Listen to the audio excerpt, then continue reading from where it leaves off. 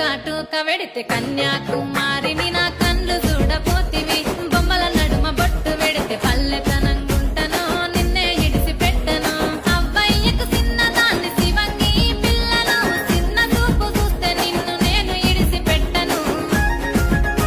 ఓ పిల్లగా అరరే ఓ పిల్లగా అమ్మో ఓ పిల్లగా వెంకటేశు చూడకపోతుంటవో కానకపోతుంటవో నా పిల్లగా వెంకటేశు చూడకపోతుంటవో కానకపోతుంటవో